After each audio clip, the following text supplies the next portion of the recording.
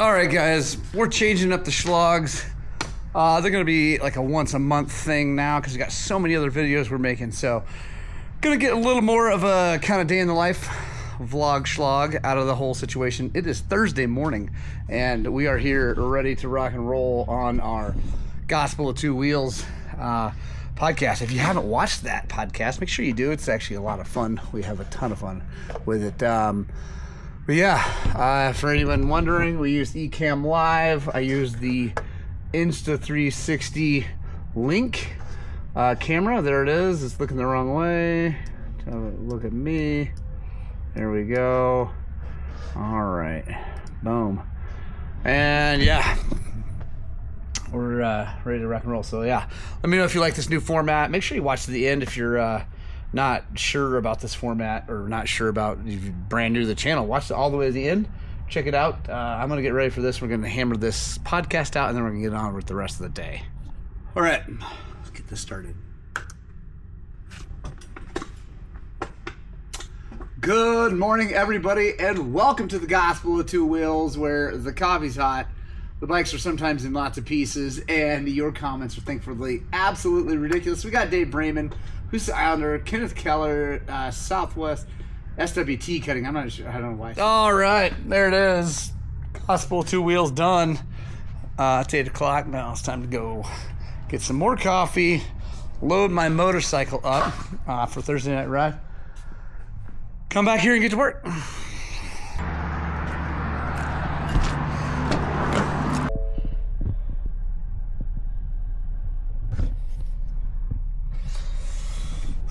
Should probably fill up more often. It looks like gas before the coffee.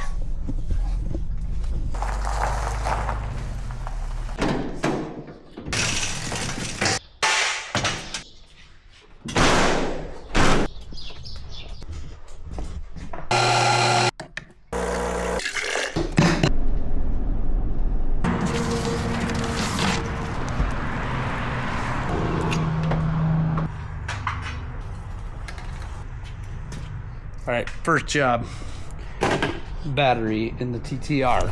So, gonna grab, I don't know where that battery went. Gonna find that battery, take that side cover, put it on there, make sure it's all still good, and then we're starting on that thing. All right, so that guy's charging up. It was not a factory sealed battery, so put acid in it, sealed it up, charging up, make sure that thing gets all the way charged before you put it in there. So while we're waiting on that, we are going to deal with this. That's a disgusting carburetor and grossness. Anyway, obviously needs lots of washing and cleaning going on here, but I'm going to pull that out. Actually, I might, actually, I think I'm going to wash it first, and then I'll yank it out, because I'm definitely going to want to wash the whole thing in the end. And yeah, I wish people didn't bring stuff like this in here, but that's okay. It is what we do. So we've got mid-body kit, normal carb kit for that. We got a countershaft seal. I think that should be it. We might need a shift shaft seal too. I don't know. I don't have one of those, unfortunately, but I stock all the other stuff. So that's cool. I got all that here. Yeah, I'm gonna yank it out, wash it, bring it right back. All right, that is way better. Still relatively disgusting. That's all right. So now we're going to loosen up these top mounts here, remove that bolt, the other one on the other side. I've already taken the silencer off. I'm gonna flip this thing up so we can pull this back and get it out. The other thing you gotta do first, before any of that actually, is remove the cables from this side. So easy peasy, 10mm wrench. I'm going to show you guys that, but then we're going to get that done, get it over, take it apart, and take a look and see how bad it is. All right, there we go. Carburetor. Still disgusting, even after washing it like crazy. It's all right. I'm going to take it apart here and get it into the ultrasonic. So I'm going to go turn the ultrasonic on, get it heating up. And yeah, let's get this thing apart. All right, we got the 5:30, all done. Check it out.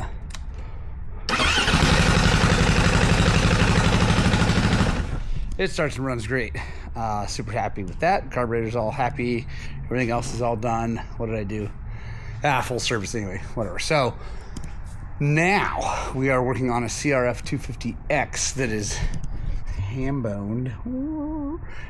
This one was sunk into a bog, sucked a ton of water and mud and stuff into it. We've completely rebuilt this thing.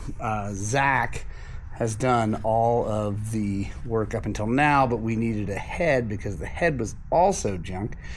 This bike just keeps finding one more thing after another that's bad on it. So we could have fixed the head. It needed guides and seats for sure. Everything else was actually okay, like the journals and all that were fine, but so I needed guides and seats, and it ended up being cheaper just to buy a full head from Cylinder Works. So we've got a whole head. I got a cylinder kit for it. We got a piston. So yeah, we're gonna put this thing back together. That's what we end up doing here sometimes, is jobs that maybe shouldn't actually get done because like they're just so gnarly, but we're doing it, and the bike's probably not worth it, and this guy knows it, but we're too deep into it now to stop, so we're just gonna keep rocking.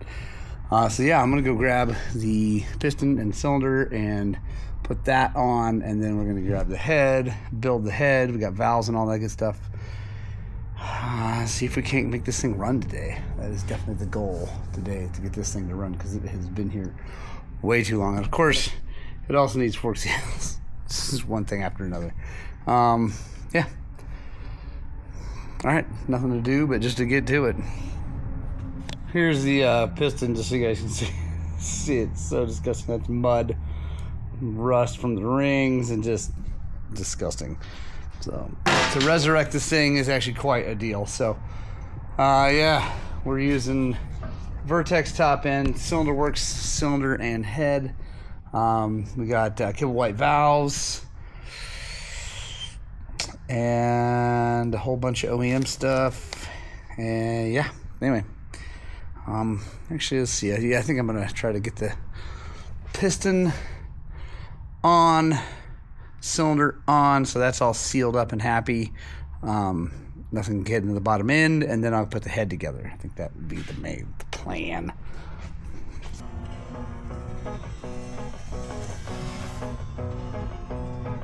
All right, guys, got the piston and cylinder on. Happy about that. That went really well. All like it should. We got a little bit of lube on there. I don't actually, my assembly lube, because I'm an idiot, I got a bunch of shavings in it, so that is out for right now. I gotta get some more. But this stuff works good because it sets up like a grease. It goes on like an aerosol, real lightweight, and it sets up like a grease. It actually works really good, especially on these 4-strokes, because there's gonna be oil everywhere anyway. So yeah, that's on, ready to rock and roll. Gonna get our let's see, I need to get this guy in here to hold that down, and then I'm gonna go over to the bench with my tray over back there and build the head and slide that on, and then the carburetor's got to come off because I got to clean that thing, because it, like I said, it had mud everywhere, so I'm sure the carb is disgusting. Definitely don't want to get this all together and try to start it and suck any dirt in. That would be bad. And then also just have it not run because the jet's full of mud. But yeah, so we're making headway. That sexy thing. So pretty. It's a Cylinder Works head, guys, and that thing is awesome. So now I'm going to go to building this head. I'm not going to show you guys all of that. It's pretty straightforward. I think I've done it in the past. But basically, we're using Kibble White valves. We got all new buckets, all kinds of stuff, man. New base washers, obviously new springs, seals, all that good stuff. And we're going to get this all done. so we can put it on there. All right, guys, got the head onto the motor. I just want to show you something real fast, because again, this is not just a top-end video. I've done, I believe, this exact bike. So, if, by the way, if you're ever on YouTube and you want to see my version of whatever it is you're looking for, just type Highland Cycles and then the search term, and if I've done a video, it'll come up. So, anyway. I just want to show you a quick tech tip. This is my two-stroke pipe puller, actually any pipe spring puller. It works great to hold the cam chain out of the way, you know, up, and keep it from wanting to fall down. Quick little tech tip there. I've also put stuff through it, like take a T-handle, go through it, but that gets in the way. This actually stays nice and out of the way. So there you go, little tech tip for you guys. I'm just gonna keep rocking and rolling. Got the head torqued. Now I'm going to put the cam in, time it, put the top on it so we get that all sealed up. It's pretty clean, but just want to make sure if there's any dirt, it's not going to go in there. And then, yeah, then we'll pull the carburetor out and we'll just kind of keep rocking and rolling. All right, it is Saturday morning and we are pushing bikes out. I got the Honda running. Sorry, I didn't show you that. Anyway, it runs. I need to figure out if I can get the button to work because it doesn't do anything, and I don't think it has to do with the clutch. I don't think there's a wire on there anymore.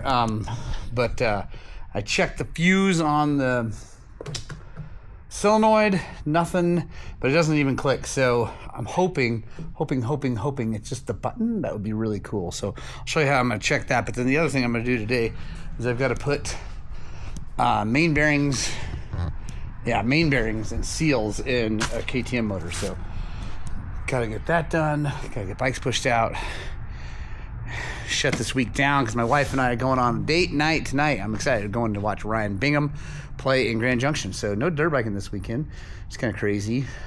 Normally there's always dirt biking over the weekend, but not this one. My wife and I are gonna hang out and have fun. I actually really like that lady. She's my favorite. So I'm super excited about hanging out with her.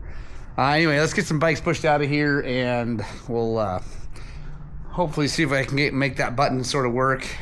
And there's a couple other last little things we're just gonna try to make the whole thing kind of like perfect. It won't be perfect, but like good. So that everything works on it since they spent so much money on it. Let's see, just gonna find the other ends of these wires and just touch them together and see if that does anything. If that doesn't do anything, then it's not the switch, it's something else. So yeah, I'm gonna go grab some tools, take this headlight mask off. All right guys, a couple ways you can check that switch. Let me show you. You can either get your multimeter to touch those two leads, hit the switch, and see if it makes continuity or connection, which is fine. We might do that here in a second, but first what I'm going to do is jump these two leads that go to the rest of the bike down to the solenoid and see if that trips the solenoid. So, because that will also prove whether or not the connections at the solenoid are good and all that. So yeah, let's grab some jumpers. By the way, I think I've shown these before. These are sweet.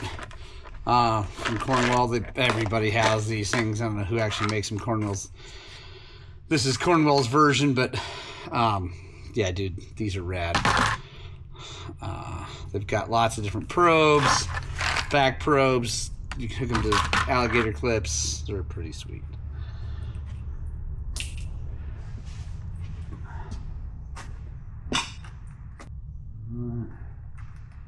Test those. Now let's see what happens if we go like this. Nothing. Now, check that battery, see if it's got any juice in it. Oh yeah. She's got 12 volts, so now what we're gonna do is we're gonna come back over here, pull the solenoid out of its home, and I'm gonna go old school, and I'm just gonna touch the two terminals of the solenoid together. Let's see if that turns the starter. If that works, then let's see. I don't know. Gotta check the wiring at the solenoid. If I checked the fuse, it was good, so we'll see. All right, camera battery died, and it might die again here real fast, but I figured it out. So I got my power probe out. I touched the wire that goes, it's the yellow and red wire that goes into here. It comes from the start switch. I put 12 volts to that, it fired right up. Then I came up here, put 12 volts to it up here, fired right up. So then I realized that we supposed to have 12 volts to this black wire with the white tracer, but there was not. So then I was like, okay, looking around, and then I figured out that there is a clutch start switch, which I thought I had seen, but anyway, I thought it was just these wires going to the kill switch, but it turns out there's two wires there, and they were unhooked, I think is all that happened, because actually it's different than what you think. When you squeeze this, it actually makes a connection that then provides 12 volts to that button, but then when you hit the button, it turns the thing. Anyway, so it all works now. I'll show you, 1 second. If I touch these two wires, and then I go like this,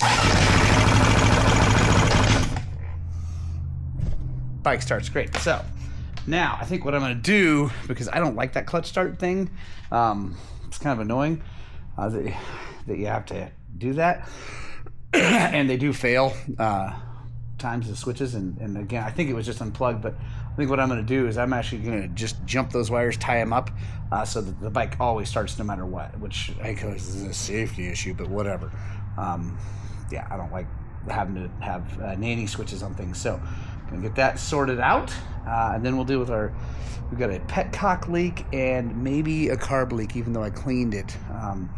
I did have a replacement flow ball gasket. I did not have a replacement gasket or diaphragm for the accelerator pump, and it seemed like maybe it was weeping there. So anyway, take a look.